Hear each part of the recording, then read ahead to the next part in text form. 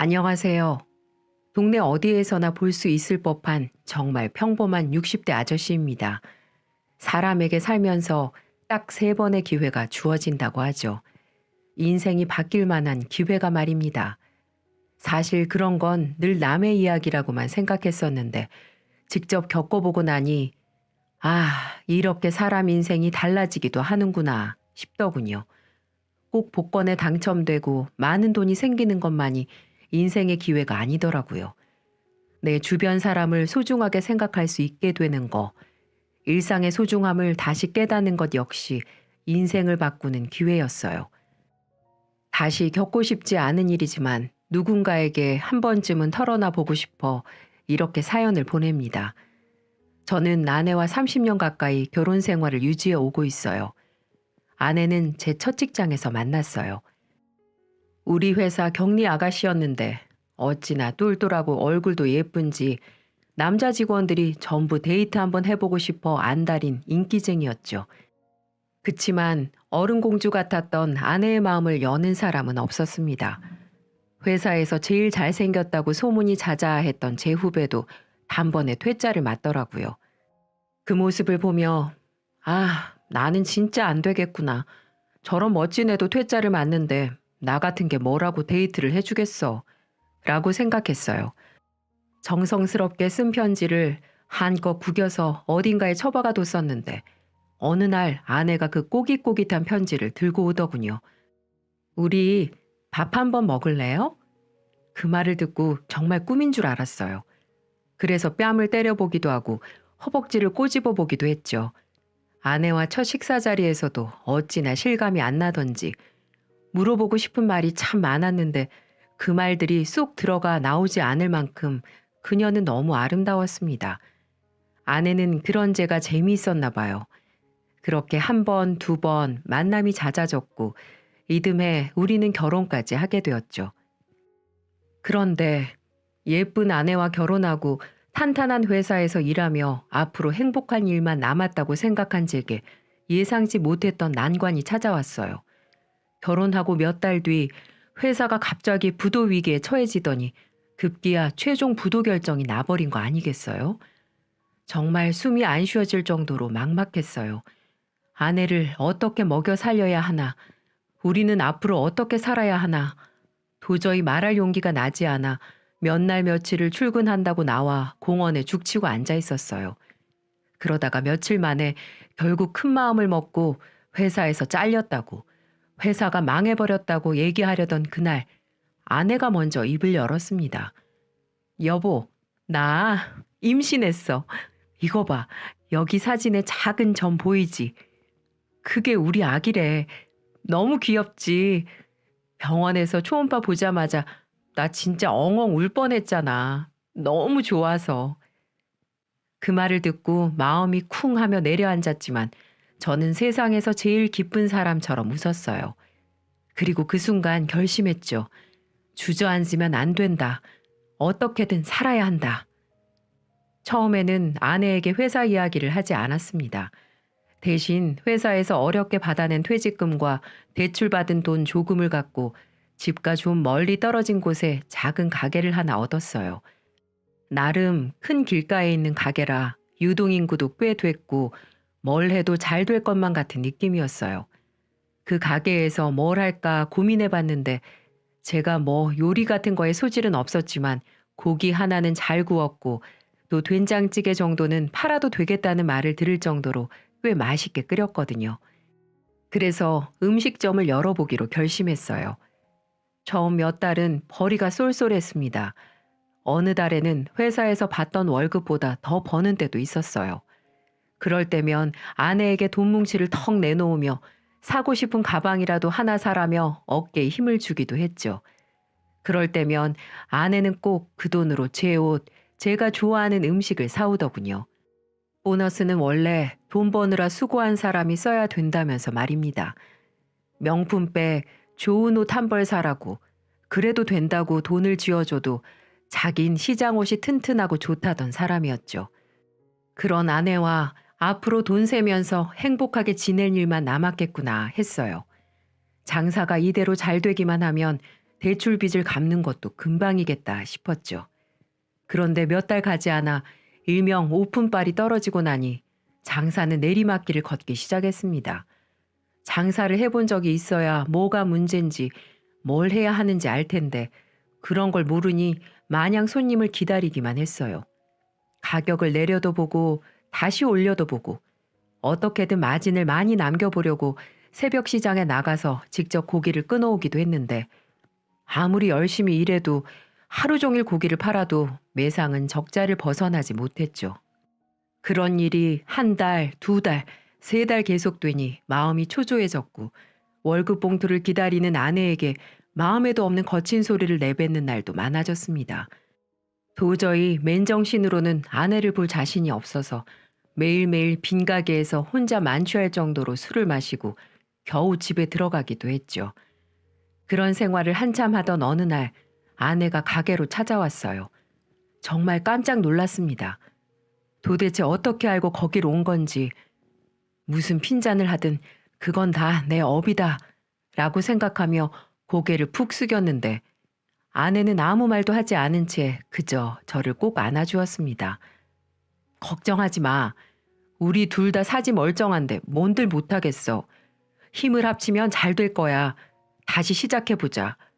진작 알아주지 못해서 미안해. 아내의 말을 듣고 속절없이 눈물이 흘렀어요. 그래서 아내 가슴팍에 얼굴을 묻고 한참을 울었죠. 그때부터 아내와 힘을 합쳐 전단지도 돌려보고 할인 이벤트도 해봤지만 역시 달라지는 건 없었어요. 둘 다 장사엔 재능이 전무했거든요. 그때마다 저는 한숨을 쉬며 소주를 찾았고 아내는 자꾸 어디론가 사라지더군요. 자꾸 사라지는 아내가 이상해 어느 날은 뒤를 밟아봤는데 다른 식당에 가서 설거지 아르바이트를 하고 있더군요. 만삭의 몸으로 그렇게 힘든 일을 하면서 아내는 저한테 불평 한 번 한 적이 없었어요. 그리고 아내가 그렇게 일한 덕분에 대출 이자는 밀리지 않고 낼 수 있었죠. 그렇게 어렵게 살면서 우리는 2명의 아들을 낳았고 아이들은 어느덧 20살이 넘었습니다. 바쁘다는 핑계로 많이 돌봐주지도 못했는데 알아서 척척 성장한 아이들이었어요. 바르고 곱게 자라서 꼭 자기들처럼 고운 신부감을 데려와 결혼하겠다고 하더군요. 아들 둘을 결혼시키고 나니 그제서야 우리 2사람의 신혼이 다시 시작됐어요. 진짜 신혼 때는 먹고 사는 게 너무 힘들어 신혼을 즐길 틈도 없었는데 이제 그때보다는 장사도 안정됐고 가게에 아르바이트 학생도 둘 수 있을 정도로 살만해졌으니 이제라도 같이 놀러도 다니고 신혼처럼 지내봐야겠다고 생각했어요. 그런데 어느 날부터 아내가 부부관계를 거부하기 시작하더군요. 분위기를 잡아보려고 하면 피곤하다고 피해버리고 무기력하다고 피해버리고 처음에는 부끄러워서 그런가 아니면 갱년기라 그런가 싶어 여자한테도 좋다는 영양제도 사다 줘보고 맛있는 음식도 사다 줘봤는데 아내의 마음은 도무지 열리지 않더라고요. 심지어는 10분에 한 번씩 화장실을 들락날락거리는 거예요. 나랑 같이 있기 싫어서 화장실로 도망이라도 가는 건가? 정말 그런 생각까지 들었어요. 근데 다행인지 불행인지 그런 건 아니더군요. 냄새가 아주 지독했어요. 오죽하면 제가 냄새 나니까 화장실 문 좀 살짝 열고 다니라고 할 정도였어요. 한 번 들어가면 20분, 30분씩 안 나오는데 나오고 또 10분 있으면 들어가고 또 그렇게 30분 만에 나왔다가 또 10분 만에 화장실로 들어가 버리니 저도 미칠 노릇이었어요. 게다가 다이어트를 얼마나 열심히 했는지 하루하루 눈에 띄게 말라가더라고요. 얼마 지나지 않아서는 처녀 때보다 더 마른 몸매를 갖게 됐죠. 도대체 50이 넘은 나이에 왜 그렇게 살을 빼는지, 왜 자꾸 화장실에 들어가 나오질 않는 건지 곰곰이 생각해봤는데 아무리 생각해봐도 답은 하나뿐이었어요. 아내한테 다른 남자가 생겼구나.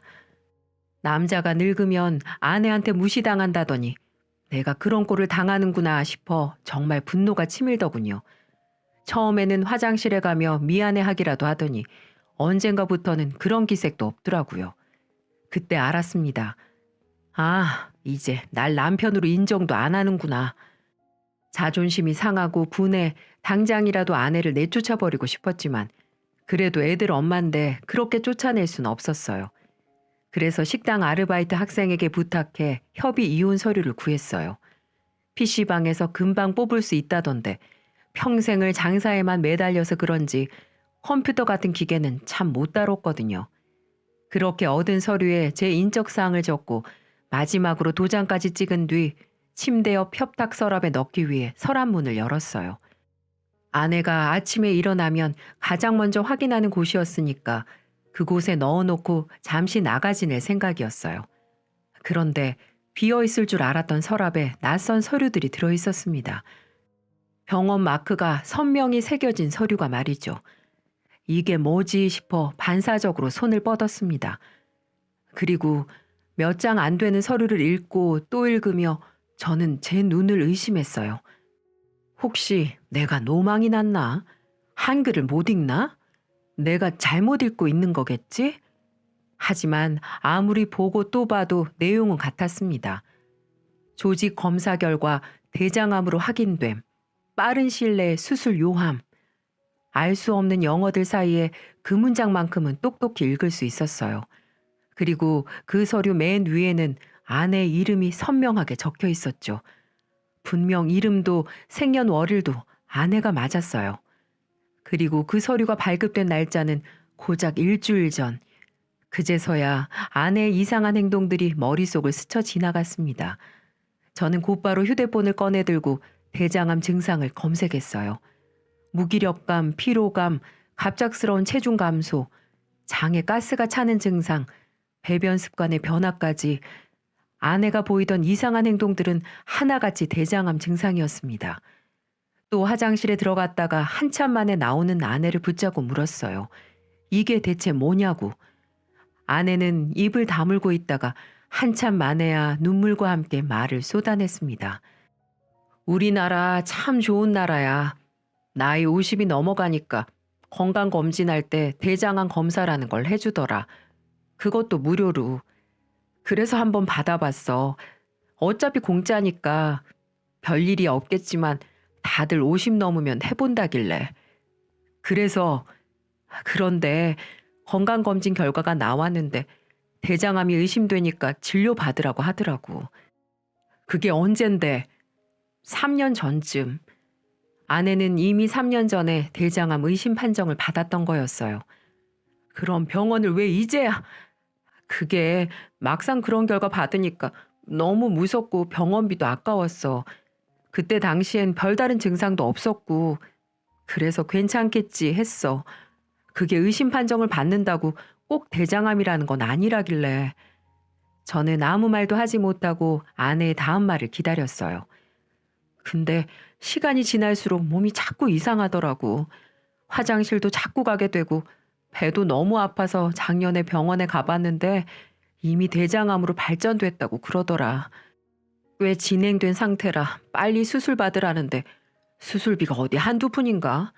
가게는 또 어쩌고 애들도 걱정할 거고. 이 바보 같은 여자야. 그게 다 뭐야? 그런 생각을 왜 해? 그렇게 아팠으면 나한테 얘기를 했어야지. 3년 전에 병원에 갔어야지. 마음은 그렇지 않은데 저도 모르게 고함이 버럭 나왔어요. 평생 고생만 시켰는데 늙어서까지 돈 걱정만 하게 만든 것 같아서 제 자신을 용서할 수가 없더군요. 저는 곧바로 아내 앞에 무릎을 꿇었어요. 미안해. 난 그런 줄도 모르고 당신이 바람 피는 줄 알았어. 다른 남자 생긴 줄 알고. 저는 흐느끼며 바닥에 흩뿌려진 이혼 서류를 다 찢어버렸습니다. 그 모습을 본 아내는 말없이 앉아 저를 안아주더군요. 제가 회사에서 잘린 걸 알았던 그날처럼 저는 그런 아내를 부둥켜 안고 아이처럼 엉엉 울었습니다. 한참 동안이나요. 그렇게 한참을 울고 나니 그제야 정신이 들더라고요. 이렇게 울고만 있을 때가 아니다. 어떻게든 아내를 살려야 된다. 그래서 가게 문을 닫고 본격적으로 전국을 돌아다니기 시작했죠.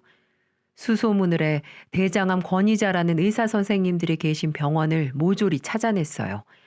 국립병원, 기업병원, 하다못해 시골에 있는 허름한 개인 병원까지 할 것 없이 아내를 데리고 전부 찾아갔어요. 다시 정밀 검사를 받아본 결과 다행히 대장암 말기는 아니고 2기 정도라 정말 운이 좋은 케이스라고 하더군요. 게다가 암덩어리가 항문 근처에 있으면 항문을 포기하고 장루를 뚫어 평생 배로 배변 활동을 해야 했을 텐데 아내는 암덩어리가 멀리 떨어져 있어서 항문도 얼마든지 살릴 수 있다고 하더라고요.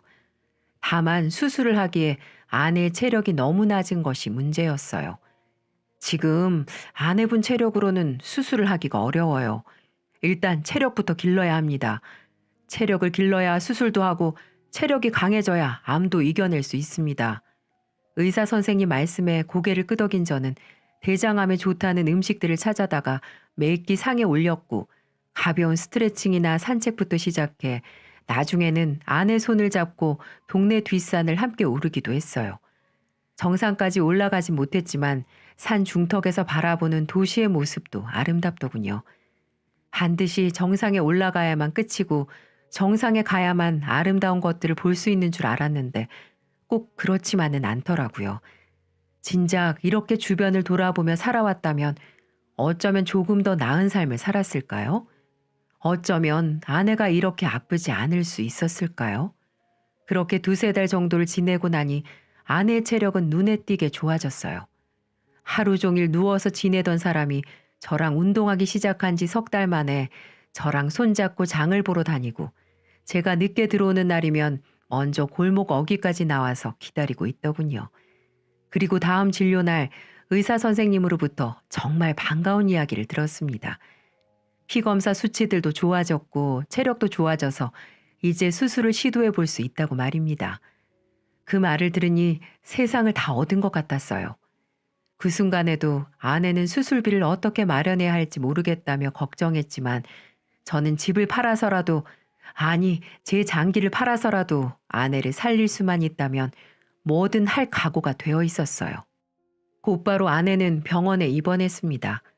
마음 같아선 편안하게 지낼 수 있게 1인실에 입원시켜주고 싶었는데 사정이 사정인지라 사람이 북적이는 6인실에 입원할 수밖에 없었어요. 대학병원의 비싼 병실비를 보며 투덜거렸지만 사실 그건 제 자신을 향한 투덜거림이었어요. 이 나이 먹도록 그 돈도 못 모아두고 뭐 했나. 맨날 일한다고 밖으로 싸돌아다니면서 정작 마누라 아플 때 1인실 한번 쓰게 해주질 못하나 하면서 말이에요. 애들 낳았을 때도 병원에서 1인실 쓰는 산모들을 그렇게 부러워하는 아내였는데 전 그 작은 소원 하나 들어주지 못하는 참 못난 남편이었어요. 그럼에도 불구하고 아내는 내내 밝은 얼굴만 보여줬습니다. 이제 속이 후련해. 당신한테 어리광도 부릴 수 있고 이렇게 하루 종일 붙어 있을 수도 있고. 그게 뭐 어려운 일이라고 여태 참고 살았어? 그냥 당신은 늘 바빴잖아. 나랑 애들 먹여 살린다고 바빴던 거 다 아는데 어떻게 그런 사람한테 어리광을 부려. 그것도 다 늙어서. 내 눈에 당신은 여전히 젊고 너무 예쁜데 어리광을 부리든 투정을 부리든 상관없으니까 이젠 혼자 참지 마. 아무것도. 알겠어? 발그레 웃는 아내를 보며 느꼈습니다. 여전히 아내는 여자라는 걸, 사랑받고 싶어하는 여자라는 걸 말이에요. 아이들에게는 끝까지 말하지 말라고 해서 연락도 못하고 저 혼자 아내를 수술실로 들여보냈습니다. 나올 때까지 여기서 꼼짝도 안 하고 있을 테니까 마음 편하게 먹고, 알았지? 아유, 그러지 말고 식사나 하세요. 당신이 잘 먹고 잘 쉬고 있어야 내 마음이 편할 것 같아. 나 수술 잘 받고 나올 테니까 잠도 좀 자고 밥도 좀 먹고 있어. 내 부탁이야. 어? 저는 고개를 끄덕였어요. 5시간의 긴 수술. 전 수술실 앞에서 한 발자국도 움직일 수 없었어요. 그럴 일은 없겠지만, 정말 그럴 일은 없겠지만 혹시라도 아내가 잘못된다면 그 순간에 밥이나 먹고 있었던 제 자신이 용서되지 않을 것 같았거든요.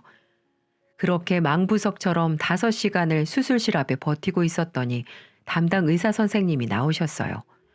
모자와 마스크로 얼굴이 다 가려져 있어서 인상을 쓰고 계시는지 웃고 계시는지 알 수 없어 긴장이 되더군요. 드라마에서 보던 것처럼 미안하다는 말을 하실까봐 얼마나 조마조마했는지 몰라요. 하지만 다행히 의사 선생님은 저에게 미안하다는 말 대신 다른 말을 전해주셨어요. 수술은 잘 끝났습니다. 예상보다 조금 더 걸렸는데 아주 잘 버텨주셨어요. 의식이 돌아오면 병실로 올려드릴 테니까 이제 병실에 가서 기다리세요. 선생님, 정말인가요? 그럼 이제 걱정 안 해도 되나요? 네, 생각보다 상태가 나쁘지 않았어요. 전이도 없었고 암 위치도 무난한 편이라 말끔하게 제거했습니다. 그동안 마음고생 많으셨어요. 회진대 봅시다. 제 어깨를 툭툭 치며 지나가는 의사 선생님을 향해 몇 번이나 90도로 감사 인사를 전했어요. 그 순간 세상에 어떤 신보다도 위대해 보였고 감사하다는 말로 표현이 안 될 정도로 감사했어요. 안도의 눈물을 흘리며 병실로 올라가 있었더니 1시간쯤 뒤에 아내가 침대에 실려 올라오더군요. 몽롱한 정신 와중에도 수술 부위가 아픈지 계속 인상을 찡그리고 있더라고요. 그래서 간호사에게 무통주사를 부탁했습니다. 무통주사 끊이지 않게 놔주세요. 돈은 얼마가 들어도 상관없으니까 이 사람 좀 안 아프게 해주세요. 네, 남편분이 아주 자상하시네요. 환자분이 많이 행복하시겠어요. 젊은 간호사가 씩 미소 지으며 나가자 아내는 제 팔뚝을 툭툭 치더군요. 무슨 무통주사야. 나 그냥 참으면 돼. 애들도 낳았는데 이까짓 거 못 참겠어? 잠자코 그냥 있어. 당신은 이제부터 그저 아프지 말고 편하게만 있으면 돼.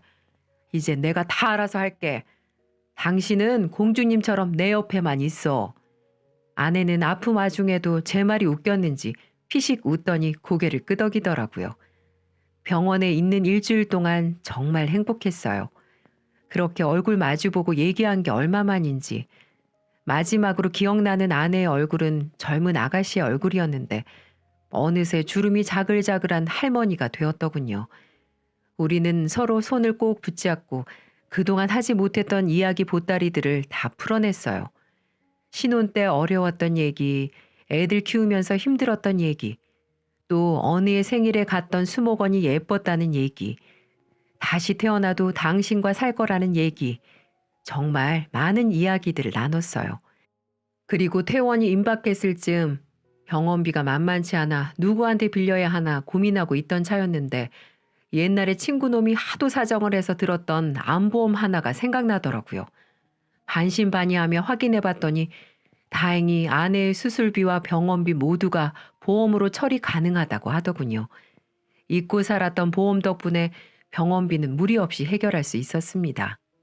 아내는 퇴원한 뒤 다시 식당에 나와 장사를 돕겠다고 했지만 제가 결사반대했어요. 평생 물 마를 날 없었던 아내의 손에 이제는 물 대신 다른 게 닿았으면 좋겠다 생각했거든요. 옷도 좀 들었으면 좋겠고 예쁜 가방도 들었으면 좋겠고 말이에요. 그래서 고민 끝에 가게를 아예 정리해버렸습니다. 어차피 생활비만 근근히 벌리던 가게였는데 이참에 다시 취직해서 안정적인 소득을 버는 게 낫겠다 싶었거든요. 그러지 않길 바라지만 재발이 될 수도 있는 거고 어딘가 다른 곳이 아플 수도 있으니까요. 또 자영업보다는 회사를 다녀야 가끔 휴가 쓰고 놀러 갈 수도 있을 테고요. 제 간절한 바람이 하늘에 닿았는지 정말 다행히도 그 후로 아내는 독감 한 번 걸리지 않고 건강하게 지내고 있습니다. 한 달에 한두 번은 저랑 낚시도 가고 마실도 다니면서 다른 평범한 부부들처럼 때로는 신혼처럼 지내고 있어요. 낮에는 직장 일에 밤에는 대리운전 투자까지 뛰며 조금 바쁘게 살곤 있지만 지금이 행복합니다. 내년이면 벌써 수술한 지 5년째라 완치 판정이 내려질 수 있거든요.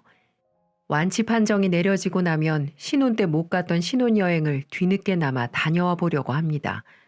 아이처럼 신날 아내의 모습을 상상할 때마다 벌써부터 입가에 미소가 지어지네요. 아들 며느리들은 갑자기 변한 저희 집 분위기에 조금 낯설어하는 것 같기도 하지만 내심 좋아하는 것 같아요.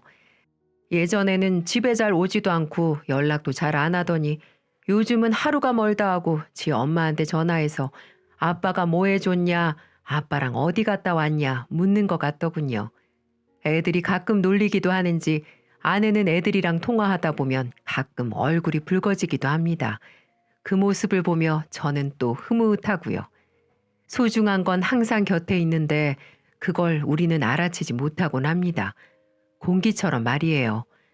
막상 없으면 단 하루도 살 수 없으면서 곁에 있는 게 당연하다는 듯 여기곤 하죠. 위기를 함께 겪으면 그 관계는 더 단단해진다고 하죠. 직접 겪어보니 정말 그렇더라고요. 아내가 내 곁에 있는 건 너무 당연한 일이라고 생각했는데 아내의 대장암을 함께 이겨내면서 이 사람이 내 곁에 있다는 게 얼마나 감사한 일인지, 이 사람이 내게 얼마나 소중한 사람인지 알게 됐습니다. 또 그 위기 덕분에 우리는 서먹서먹한 중년 부부가 아니라 알콩달콩한 부부로 살아갈 수 있게 됐어요. 모두에게 권할 수 있는 일은 아니지만 혹시라도 저희 같은 위기를 직면했다면 꼭 이겨내시라는 말씀 전해드리고 싶어요. 위기는 나를 무너뜨리기 위해 오는 것이 아니라 나를 일으켜 세우기 위해서 옵니다. 좌절하지 마세요. 모든 일에는 끝이 있고 언제나 위기와 기회는 함께 오기 마련이에요. 내 곁에 있는 소중한 사람과 함께라면 그 어떤 위기도 우리는 이겨낼 수 있어요. 아내가 앞으로 얼마나 살 수 있을지, 또 제가 얼마나 살 수 있을진 모르지만 어쩌면 30년, 어쩌면 10년일 수도 있는 그 시간을 우리는 하루하루 감사해하면서 살아가 보려고 합니다. 여러분의 남은 시간도 하루하루가 알차게 행복한 날들이었으면 좋겠습니다. 긴 이야기 들어주셔서 감사합니다.